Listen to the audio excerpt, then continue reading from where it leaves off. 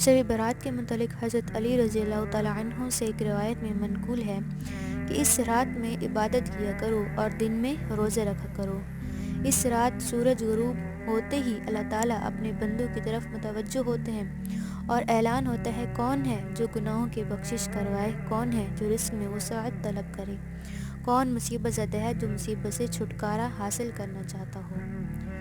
تو حضرت علی رضی اللہ تعالیٰ عنہ کے اس قول سے ہمیں معلوم ہوتا ہے کہ اس رات میں عبادت کرنا مستحب ہے، لیکن کوئی مخصوص عبادت نہیں ہے۔ جتنا آپ کا دل چاہے، جتنا آپ کا دل جس چیز کے لیے آپ کا دل کرے، آپ وہ عبادت کر سکتے ہیں، جتنے نوافل پڑھنے کے دل کرے، جس چیز کے لیے بھی۔ اور دن میں روزہ رکھنا یہ بھی مستحب ہے۔ اور اس کے ایام 20 یعنی کہ 14، 15، 13، 14، 15 تو یہ تین روزے اس کے مستحب ہے۔ یہ ہر ماہ کے روزے ہوتے ہیں۔